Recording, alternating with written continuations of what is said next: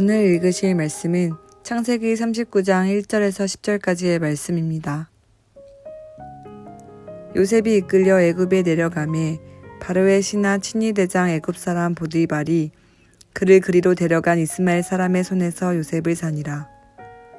야훼께서 요셉과 함께 하심으로 그가 형통한 자가 되어 그의 주인 애굽 사람의 집에 있으니 그의 주인이 야훼께서 그와 함께 하심을 보며 또 야훼께서 그의 범사에 형통하게 하심을 보았더라. 요셉이 그의 주인에게 은혜를 입어 섬김에 그가 요셉을 가정 총무로 삼고 자기의 소유를 다 그의 손에 위탁하니 그가 요셉에게 자기의 집과 그의 모든 소유물을 주관하게 한 때부터 야훼께서 요셉을 위하여 그 애굽 사람의 집에 복을 내리심으로 야훼의 복이 그의 집과 밭에 있는 모든 소유에 미친지라. 주인이 그의 소유를 다 요셉의 손에 위탁하고 자기가 먹는 음식 외에는 간섭하지 아니하였더라.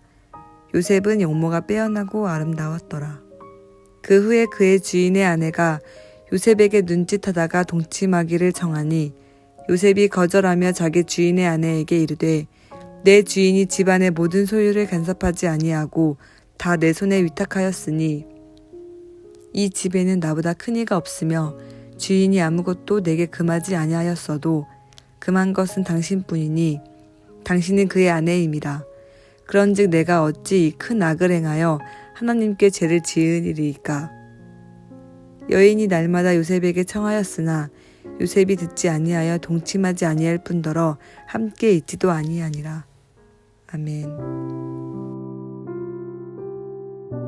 앞서 나오는 창세기 37장이 그 요셉이 형들의 손에 의해 미디안 상인들에게 팔려가게 되고 그 상인들이 애굽에 가서 요셉을 바로의 친위대장 보디발에게 팔게 된 이야기로 마무리가 된 후에 그 갑자기 끼어든 듯한 유다와 다말에 대한 이야기가 38장에 등장을 하고 이제 39장에서는 다시 요셉에 대한 이야기로 돌아와서 그 기록들을 이어가게 됩니다. 그래서 오늘 본문 1절 말씀을 보면 그 바로의 친위대장 보디발이 이스마엘 사람의 손에서 요셉을 샀다는 말씀이 다시 나오게 되는데요. 자, 이 장면을 우리가 한번 생각을 해봅시다. 요셉은 지금 정말 생각하지도 못했던 일이 한순간에 벌어져서 인생이 완전히 바뀌어버린 그런 상황입니다. 아버지 사랑을 독차지하던 부잣집 귀한 도련님이 어디로 가는지도 모른 채 먼 나라로 끌려와서 말 그대로 하루아침에 노예가 되어버리고 말았습니다. 사실 이 과정들을 우리가 그냥 한 문장으로 담백하게 표현해버리면 그냥 그런가 보다 라고 생각할 수도 있겠지만 여러분이 지금 이 요셉의 상황에 처했다고 생각을 해보십시오. 요셉의 마음, 그 감정 어땠을까요? 아니 이게 무슨 날벼락이지? 내가 어떻게 하루아침에 노예가 된 거지? 내가 뭘 그렇게 잘못했나? 하나님 나한테 왜 이러시지? 아니 지금 이거 꿈은 아니지? 도저히 받아들이기 어려운 정말 말로 다 표현이 안 될 만한 그 복잡하고 힘든 마음이었을 겁니다. 그냥 모든 것을 다 포기해버리고 싶었을 수도 있습니다. 이렇게 어딘지도 모른 곳으로 내가 끌려가서 남은 인생을 노예로 사느니 차라리 죽는 게 낫겠다라고 생각했을 수도 있습니다. 아니 우린 당연히 이 성경의 스토리를 다 알고 있으니까 이게 다 해피엔딩으로 가기 위한 과정인 거다. 이제 한 13년만 버티면 총리가 될 거니까 뭐 이렇게 쉽게 생각할 수도 있겠지만 지금 요셉에게는 그런 소망이라고는 정말 하나도 보이지 않는 그런 상황 속에서 충분히 이렇게 생각할 만하다는 거 여러분 이해가 되실 겁니다.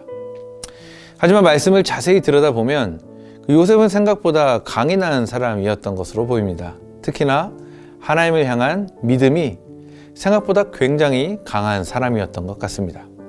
자, 보십시오. 지금 말씀에 보면 보디발이 직접 요셉을 선택해서 자기 집에 노예로 사서 데리고 갔다고 나옵니다.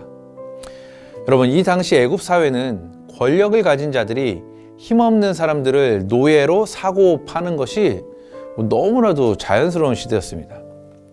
그래서 그 안에서 바로의 친위대장으로, 그러니까 오늘날로 치면 전 세계에서 가장 영향력 있는 한 나라의 대통령 경호실장으로 있는 자가 노예를 한두 번 골라 받겠습니까? 아니면 꼭 노예가 아니더라도 보디발이 사람 보는 눈이 없었겠습니까?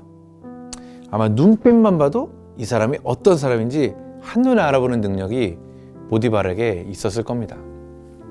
그런 보디발이 그 노예 시장에 나와 있는 수많은 노예 중에서 요셉을 직접 택하여 값을 지불하고 샀다는 것은 무슨 뜻이겠습니까?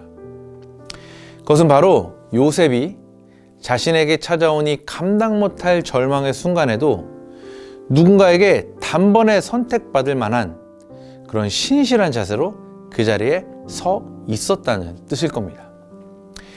그래서 그렇게 요셉은 보디발의 집에 노예로 들어가게 되었고, 이 모든 어려움 중에서도 하나님을 향한 믿음과 신실한 태도를 버리지 않으며 열심히 일했습니다.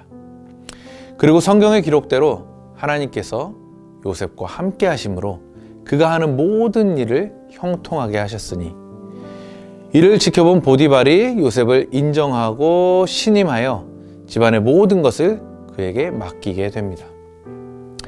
그래서 오늘 제가 이 말씀을 통해 여러분께 도전드리고 싶은 것은 바로 이것입니다. 절망의 순간에도 나는 나의 일을 해야 합니다. 우리가 요셉의 삶을 들여다보면 정말 말로 표현할 수 없을 만큼 극한 절망의 순간에 놓인 중에도 그는 항상 자신의 일을 열심히 감당했다는 것을 발견할 수가 있습니다. 보십시오. 부잣집 도련님에서 노예로, 그러니까 쉽게 받아들일 수 없는 그 신분의 변화 앞에서도 요셉은 자신의 삶을 포기하지 않았고 오히려 신실한 태도를 보이며 보디발의 선택을 받았습니다. 보디발의 집에 가서도 비록 노예의 신분이지만 자신에게 주어진 일을 열심히 감당함으로 주인에게 인정받고 가정 총무가 됐고요. 그리고 앞으로 나오는 그 말씀을 통해 보게 되듯이 억울한 죄를 뒤집어 쓰고 감옥에 갇혀서도 그곳에서 만난 사람들과 좋은 관계를 맺었고, 또 그들에게 훗날 자신을 기억해 달라며 도움을 청하는 등 그 자신이 처한 상황을 극복해내기 위해 지금 그 자리에서 자기가 할 수 있는 일들을 꿋꿋이 해 나갔습니다. 저는 이것이 요셉에게서 우리가 배워야 할 모습이라고 생각을 합니다. 사랑하는 청년 여러분, 지금 여러분 가운데 어느 날 갑자기 정신없이 막 훅 치고 들어온 문제와 고난들로 인해 힘겨워하고 있는 분 혹시 계십니까? 지금 이 고난 중에서 내 힘으로 할 수 있는 일이 대체 뭐가 있느냐며 원망과 불평만 하다 결국 다 포기하고 손 놓고 계신 분 혹시 계십니까? 그렇다고 한다면 지금 여러분이 해야 할 일은 절망 중에도 하나님은 여전히 나와 함께 하신다는 믿음을 가지고 지금 내가 할 수 있는 일, 나의 일을 해내는 것인 줄로 믿으시기 바랍니다. 물론 쉬운 일이 아닙니다. 극한 절망 속에서는 밥 한 술 떠넘기기도 쉽지 않다는 거 잘 압니다. 하지만 우리가 기억해야 할 것은 그 절망 중에도 하나님은 여전히 우리와 함께 하신다는 사실입니다. 하나님은 절망 중에도 변함없이 우리를 지켜보시며 당신의 신실한 약속과 완전한 계획들을 이루어가고 계십니다. 이것이 팩트입니다.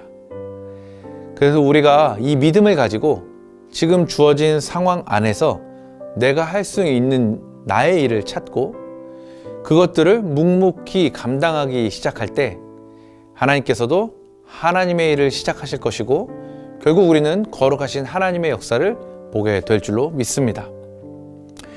오늘 하나님께서 내 삶 가운데 당신의 역사를 완성해 가시기 위해 내가 할 수 있는, 내가 해야 할 나의 일은 무엇입니까?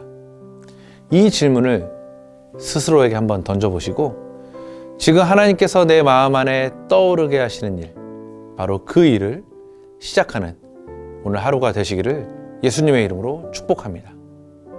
기도하겠습니다. 변함없이 내 삶을 붙드시며 인도하시는 거룩하신 하나님, 지금 내 앞에 놓여진 상황이나 환경에 상관없이 하나님은 언제나 신실하게 일하시는 좋으신 분인 줄 내가 믿습니다. 그래서 내가 어떤 어려움이나 고난 가운데 혹 놓여 있을지라도 지금 내가 할 수 있는 일, 지금 내가 마땅히 해야 할 일을 감당하며 내 삶을 통해 이루어 가시는 하나님의 역사를 보기 원하오니 주님께서 나를 붙드시고 인도하여 주옵소서. 감사드리며 오늘도 여전히 나를 향해 손 내밀어 주시는 내 사랑 되신 예수님의 이름으로 기도합니다. 아멘.